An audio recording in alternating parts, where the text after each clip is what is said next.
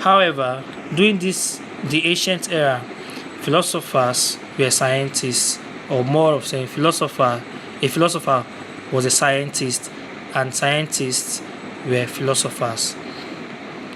Now, in the time of ancient period in philosophy, where you have the likes of Socrates, Plato, Aristotle, Tales of Miletus, you have Anaximander, Anaximenes, you have Pythagoras, you have Heraclitus, you have a lot of them. These guys were actually philosophers and also scientists, because during that period there was no demarcation between philosophy and science. Science was philosophy. You doing philosophy actually meant that you were doing science, and you doing science actually meant that you are doing philosophy. A good example would be Pythagoras, who today we have the Pythagoras theorem, which is being used in the scientific world. We also have the theory of, that's in the examples now, we have the theory of condensation, which was introduced by Anaximenes, or the astronomical study and prediction of Tales of Miletus and Anaximander. Now, Thales, for instance, was, as an ancient philosopher, is popular for his prediction of the first eclipse of the sun. I know we all know what eclipse of the sun means. He was the first person to predict the eclipse of the sun. Furthermore, we also say that philosophy is the mother of all disciplines, and as such, philosophy plays a major role in the activities of the sciences. Although through its critical, logical, consistent, and tenacious features, philosophy is scientific and science is philosophical. So these are features that philosophy actually work with. And for the fact that philosophy have all these features, which includes critical, logical, consistent, tenacious, systematic, coherent, and so on and so forth, include all these features, it implies and means that philosophy is also scientific, because science also inculcates all these features. And so philosophy is science and science is philosophy.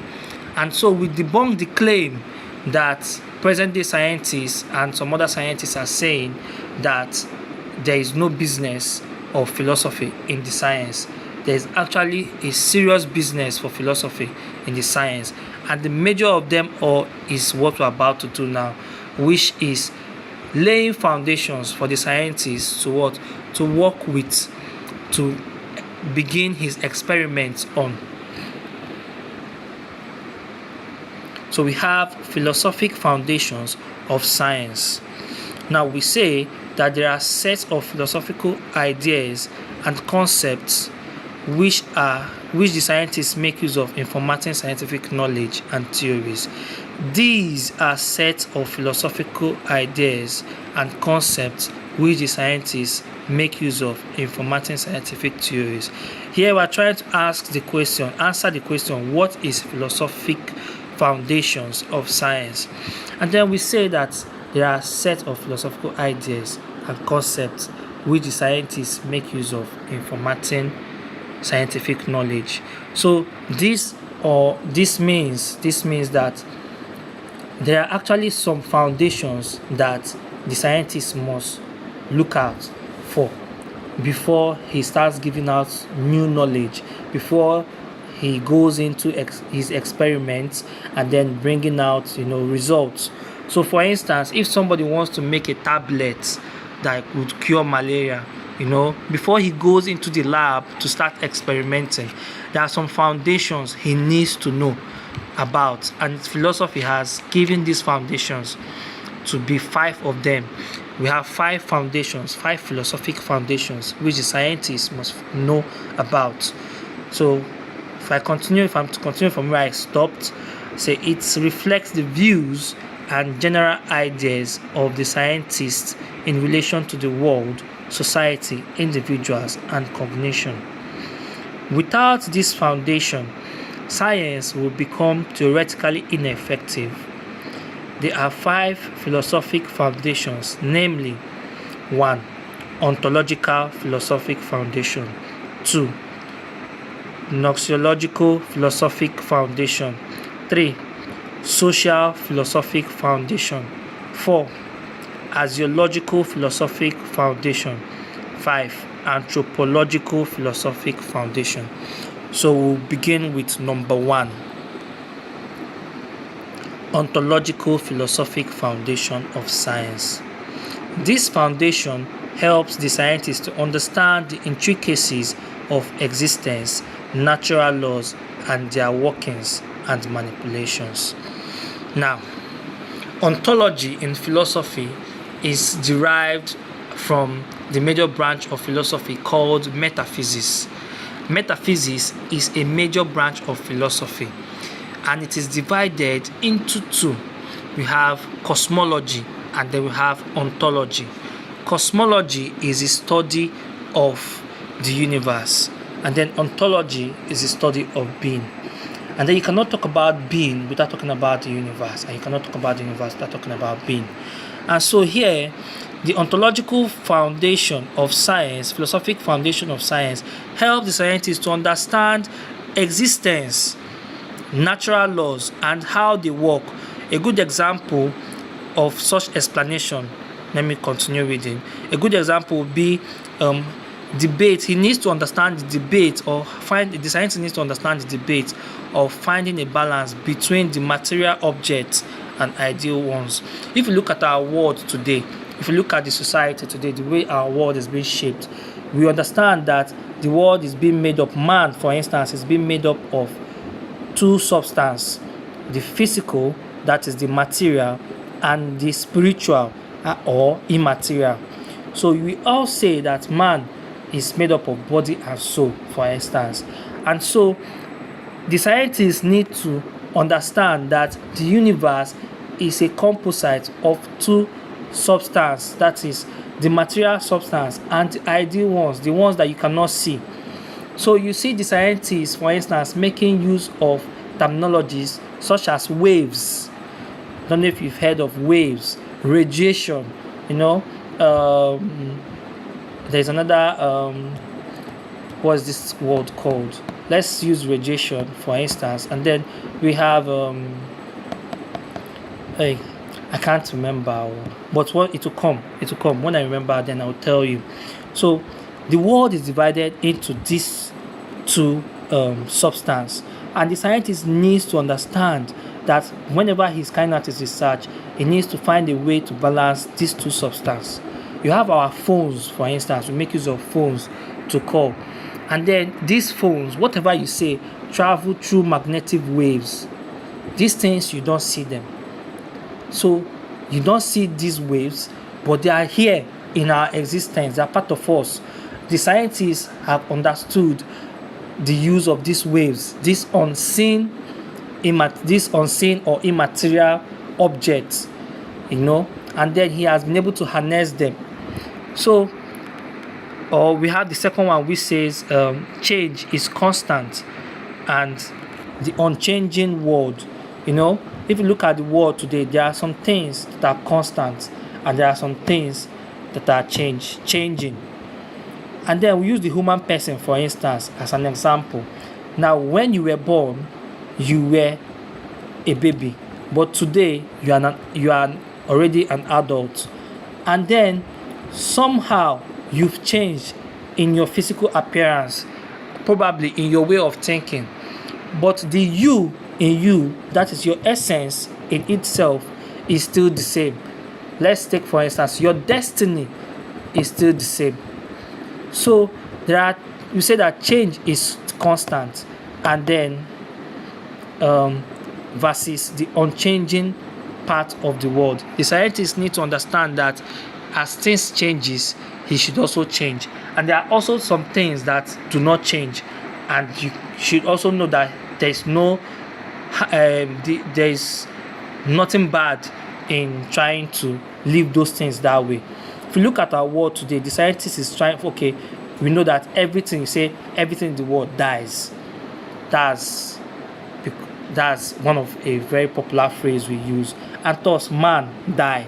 But today the scientist is trying to break that statement. They're trying to create life that can be mortal, no longer immortal. They're trying to preserve human beings, trying to go more advanced in their research. So in doing that, they need to understand that there's a balance between change that is constant and those that are changing. And then we also have the super complex / organized versus disordered system. If you look at the world today, you will see that it is more of unity in diversity. Look at everywhere, everything is scattered, everything is working in a diverse way, but also is still working despite working in that diverse way, we still have that harmonious existence there. So you see that the sun will come, and then the rain will come, and then night will come, day will come, and then people die, bombs explode, hazardous chemicals are released into the air. The world is in a chaos, but in that chaos, you still have this form of united front. So the scientists need to also understand this, because it's the philosopher that will be pointing out these little things to him. And then we have the world in time and the world outside time. Yes, this has reminded me what I wanted to say earlier in the first one. Now we have what we call quantum physics. It's more like saying physics, quantum, that's almost the smallest part of physics. So unseen part, invisible part. We are talking about the existence of a quantum world. That's a world existing as we are also existing at the same time, in this same earth at the same time, So we have the world in time and the world outside time. Are there possible worlds? According to a philosopher, somebody like Leibniz, he said there are other possible worlds, but this one that we're living in is the perfect possible world that we can actually live in. So are there possible worlds that are outside time? And how do we explain that? How do we react to that in our experiments as scientists? And then the world in time. And then I used to always say that time is constant, and I used to say time is actually God, because God cannot exist outside time, and time cannot exist outside God. So it can actually be a question of semantics to say that God is actually time and time is God, because for God to exist, it means that he has existed in the past, in the present, and in the future, and he will exist in the future. And for you to talk about the past, the present, and the future, you are talking about time, and God cannot exist outside time. And then we can define God to be the basic of the summary of our existence, and we can actually say that time is God. But this is not religion, this is philosophy. So everything in the world is affected by time. Everything is affected by time. But this is not religion, like I said earlier. So let's continue. Dynamic versus static nature of things. I've also explained it in the change. In the world, change is constant and unchanging. No motion without force versus motion without applied force. Now, everything in the world is an effect of a cause. Everything that happens in the world is as a result of an effect from a cause. That is, there must be something that caused that thing to happen. If your car is moving, it actually means that you started the car, and then it's somebody that built the car, So there's actually a cause and effect for everything that happens in the world. But actually, also, that aside, there are also some motions, because for every motion there must be a force behind it. That is, for every movement there must be a force. So, but if you look at the world today, there are also some force that are being applied, but they are not applied by anybody.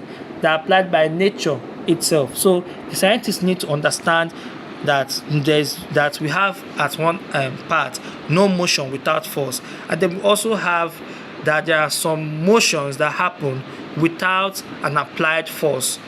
That is, without somebody applying the force directly to that motion.